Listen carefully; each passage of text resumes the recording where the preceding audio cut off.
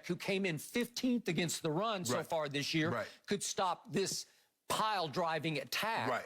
And could we just see the opening 2 plays of the game on 3rd and 4th down? These are on the opening series, if we could.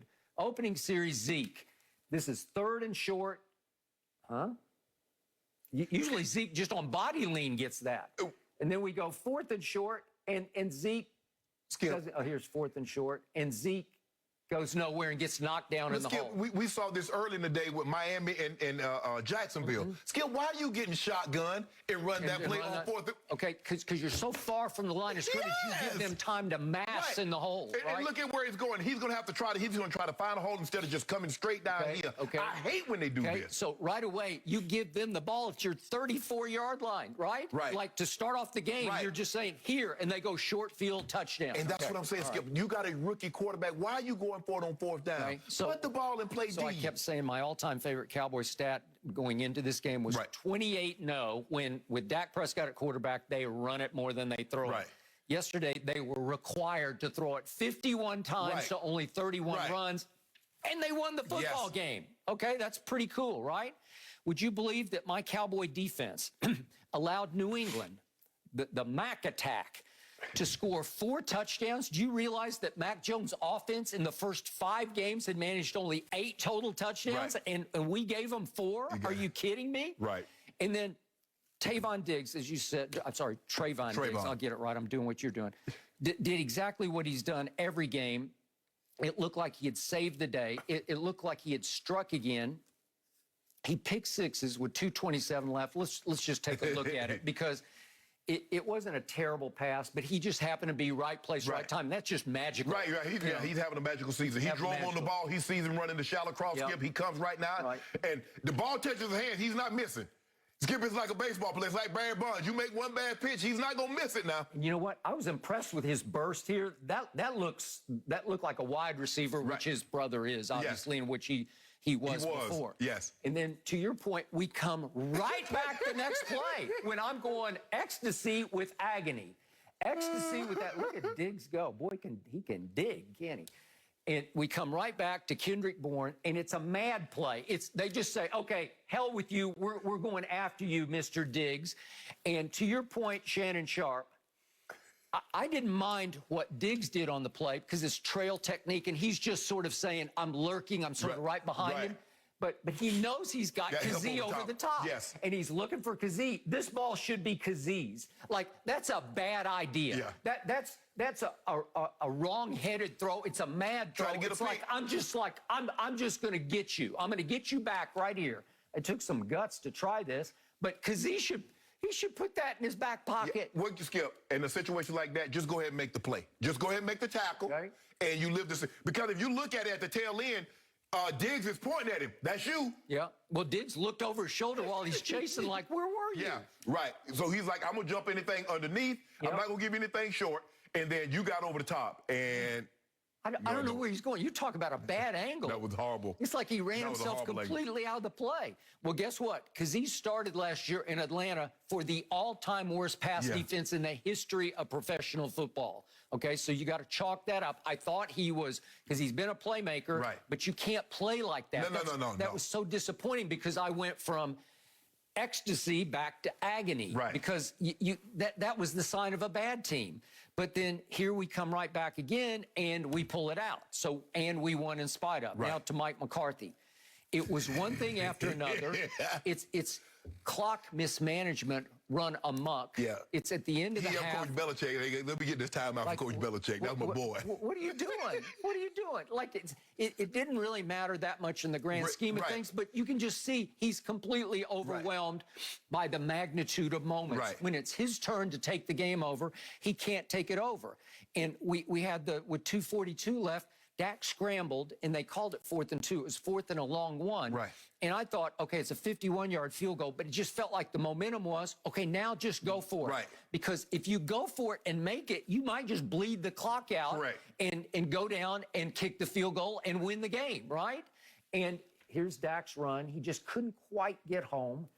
And it's 4th and 1, and they kicked the field goal, and I just knew what was coming. No, it felt like they didn't get set. They weren't mentally, emotionally set, and he snap hooks it, and I'm thinking, ball game. That's it, right? And you know the rest of the story. Right. Okay? So when I look at the big picture of this game,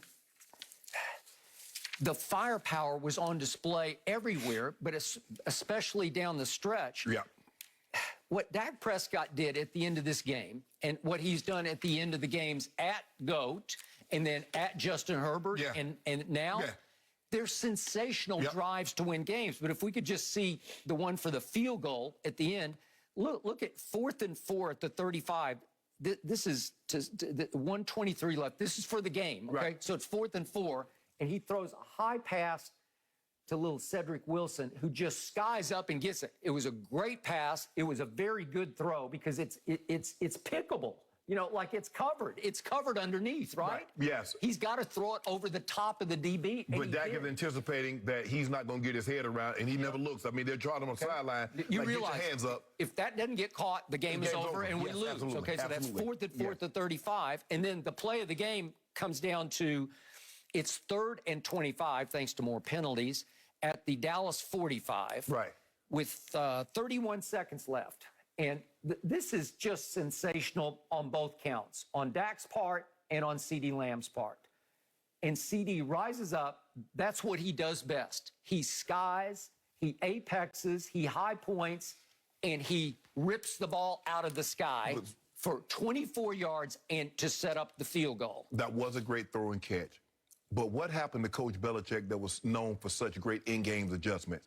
Okay, you're rushing 3. Yep. You're rushing 3, dropping 8. You're rushing 4, dropping 7. At what point in time do you say, you know what?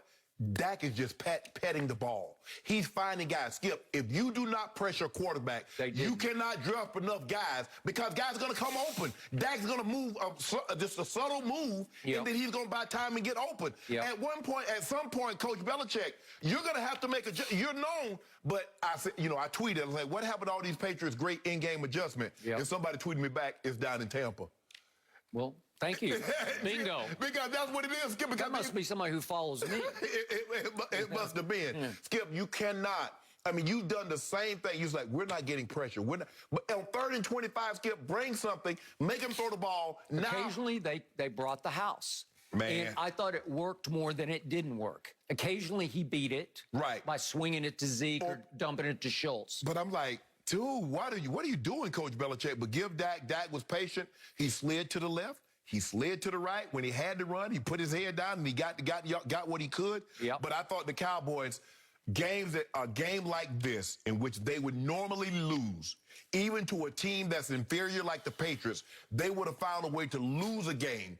Now they're finding ways to win ball games. And I've been in situations like this before. You can see it. They're gaining more and more and more confidence. And if you're not careful, this ball of energy is going to get so big, and you're not going to be able to control it. I agree. Okay, here we go with the Mac Jones / Tom Brady memorial play. It comes down to 8:04 left in overtime, and it's 3rd and 3 at the New England 46. Well, this is the Brady play at Patrick Mahomes in the AFC Championship game. You just have to convert this. And this is Mac Jones. Skip, that was the drive. That was the drive. And I tweeted, I said that was the ball game right there. Skip, the safety takes a horrible angle. I believe he's going to get out the gate. Skip, he's gone. All he's going to do is hit up the sideline. It's over. Look at this. That's Aguilar. But that's Aguilar. His hands 50-50. That's it. So that would have been the game for them. That was it. And yet, Dak comes back and gets the ball, and I'm thinking, have they figured him out? And he goes, they ran it for 2, and then he goes 14, 6, 9, 7, 7. They're just chewing it up. It looked like the most explosive offense in pro football. And then, as Tony Romo correctly pointed out, I know you don't have the sound up, but he said on the previous play they wanted to run the same play that finally won the game. And there was a timeout called, and they came right back. Belichick called timeout because he didn't like the look. And they just ran the very same play on Jalen Mills, who was singled up on CeeDee over on the left side. Well, CeeDee came all the way across the field, pushes him up, and then he like... And that's it. And a little cheap shot there. Well, CeeDee Lamb should have hit him on top of his head with his ball. Bruh, you had your chance. All that pushing. I'll take unsportsmanlike conduct. As soon as he pushed him out, I got up, hit him dead in his head with the ball. The game was over, and it was okay. Yeah. And all he did was stand up and just wave bye. He walked it off, Skip. He's like, you know what? I'm not going to put this on the foot of Greg Zuerlein and have him shake.